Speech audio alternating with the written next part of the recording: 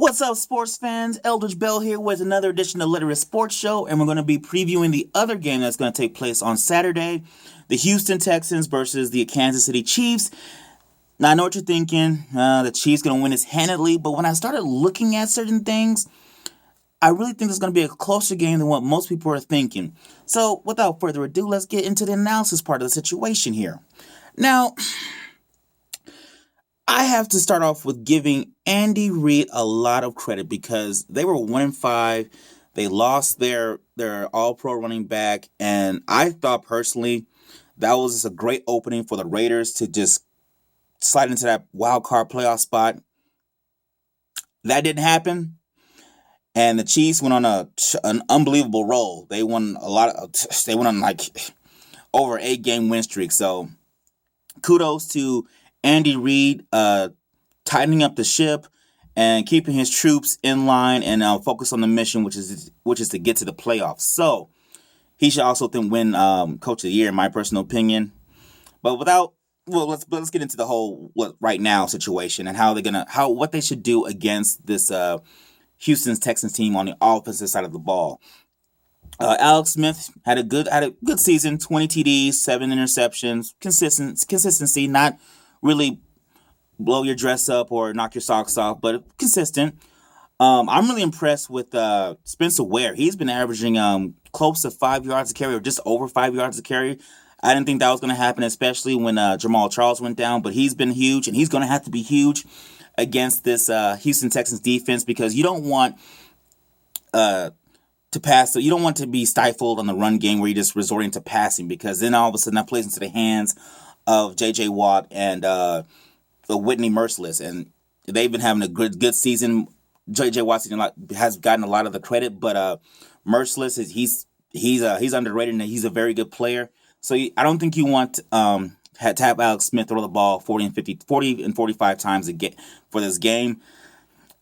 Spencer Ware, he's got to come up huge, and I think honestly he has to be the most important part of this offensive attack for the Chiefs because if you can get those 4 to 4.5 yards per carry, all of a sudden you can't tee off on Alex Smith like you would normally do if he's going to be dropping back. So he has to have a good game. Also, Jeremy Maclin has to have a good game because you don't want Spencer Ware facing 8 in the box.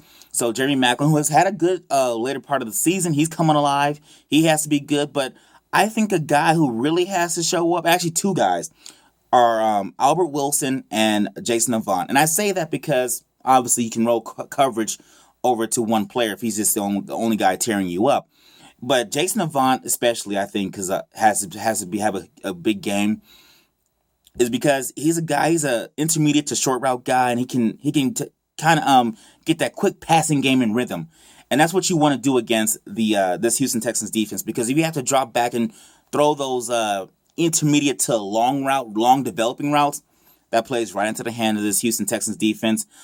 Jonathan Joseph, he's a good corner. J.J. Watt, he's coming screaming off the end. Marcellus is going to be coming, and then if he can stay healthy, which might be kind of a knock on him, Jadeveon Clowney is going to be coming. So you don't want Alex Smith to face those guys as teeing off on him. So you want to have Jason Avant tearing you up in those short routes to intermediate routes, so the defense can't pin their ears back. And also Albert Wilson, he has to have a good game as well. You don't want to attack this team deep. You want to be methodical with the run game, and you want to have those 4 to 6 yard completions from your receivers, and just control the ball and have this defense playing stagnant as opposed to fast paced. So that's how I feel the Chiefs should attack the Houston Texans, especially since their starting center is out with a concussion. I believe his name is Mitch Morse. He's out for the game with a concussion, and everybody who knows the center is one of the most important people for establishing protections and getting everybody else in kind of line outside of the quarterback. So that's a huge blow for the Chiefs. And that's why you have to have a good running game and you have to have a short passing game that's going to be running like a well-oiled machine. So that's how I feel the Chiefs should attack the Texans. Now, for the Texans, I believe Brian Hoyer starting, and It's been a long season for Brian Hoyer. I mean, he's been benched twice in favor of Ryan Mallett. He's had an assortment of injuries, namely concussions. The thing for him is to stay on the field. Just stay on the field and be healthy. That's the first thing. Secondly, he's got to be steady. He's got to play smart. He can't do too much. Play within yourself, And I felt early in the year, and mostly throughout the year, he's been trying to play not to lose his job. And anybody knows you can't play not to lose your job. Play within yourself. Play confident, and that's the big thing. That's the biggest thing I have to say about Brian Hoyer. Play confident. Play like you have nothing to lose. Because if you play like you have something to lose, you're gonna make mistakes. You're gonna do too much, and then all of a sudden, boom, you're getting hooked anyway. So just play within yourself. That's all you got to do, Brian Hoyer. Play within yourself. Alfred Blue, he has to have a good game, and he's had an okay season. He has to get those 3.5 to 4 yard carries just to keep the defense honest, because DeAndre Hopkins is big time. He is a beast, and I feel like get him the ball as many times as you can. And the one thing that's good about DeAndre Hopkins, as opposed to other young receivers, is they only have a couple of combination routes. They can only play a certain positions, but DeAndre, he's very good at lining up all over the field and doing damage everywhere. That's why he does a lot of damage week in and week out, because he's very versatile.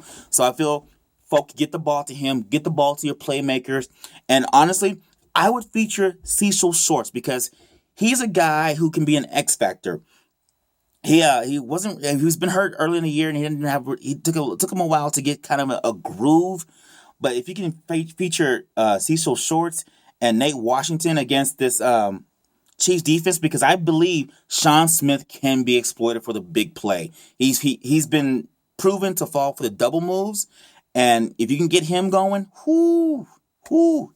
if you can get any of those guys going against Sean Smith going, it's all day, baby. It's all day. Because I don't think you would want to attack Marcus Peters. I know he's a rookie, but that man plays like he's been in the league for 3 or 4 years. Marcus Peters is an up-and-coming good corner, and I wouldn't challenge him too much because he has proven that if you test him too much, he can make you pay with a pick six or just an interception. So I would focus on obviously getting DeAndre against other corners. But if DeAndre is followed by Marcus Peters, then I would feature Cecil Shorts and Nate Washington, because the other cornerbacks can be exploited, especially with Abdullah being, I think he's out or questionable for this game. So if you can challenge the second and third corners, take advantage of that take advantage of that weakness for this Kansas City Chiefs. And another thing for that's working in favor for the Texans, which is why I think this is going to be a close game, is because the Chiefs defense has a lot of injuries. Tamba Hali, he's questionable. Abdullah's questionable. And we don't know how Justin Houston's going to be coming back from that, I believe it's a PCL injury, or the knee injury, to just be vague, I guess. We don't know how they're going to come back from injury if two of those players are going to play in the first place. So that's a lot of firepower on the defense that you might not have, or might be at half strength. So this defense can be exploited if you attack them the right way. I wouldn't challenge their linebackers too much with the tight ends, because the linebackers are proven to be legit with D Ford and Derek Johnson. So I wouldn't attack that. I wouldn't attack the linebackers, but I would attack with quick passes and lining up and attacking the second and third cornerbacks of the Kansas City Chiefs. So that's how I feel the offense should attack the Chiefs. For their defense, I would pressure Alex Smith, but I would be controlled in how I pressured Alex Smith, because he has proven if you continue to rush at him, he can hurt you with his legs. So be controlled, stay in your lanes, and just apply pressure. Don't give him a chance to get those short intermediate routes. Allow him to be rattled, hit him as much as you can. And then secondly, stuff Spencer Ware. Make Alex Smith beat you. And if Alex Smith beats you, then, hey, you lost. But don't allow him to be versatile. Don't allow him to hand off or get Jerry Maclin deep. Pressure, pressure, pressure. Because we all know once a quarterback is pressured and hit, they will make mistakes. And that has been proven with Alex Smith.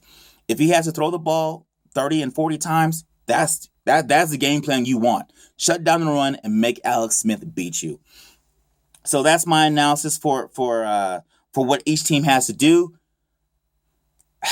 My prediction at the beginning of this video, I really did know who I wanted to win this game, who I thought I was going to win this game. Excuse me, but now,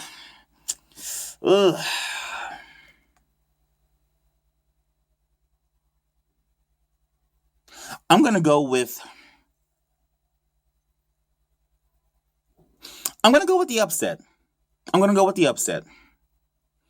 going to go with Houston beating the Kansas City Chiefs. That's what I'm going to go with. I feel that the Chiefs won't make enough plays, and the Houston Texans will make enough plays. I'm going to go with the Houston Texans beating the Kansas City Chiefs. Mark me down. I said it. Boom.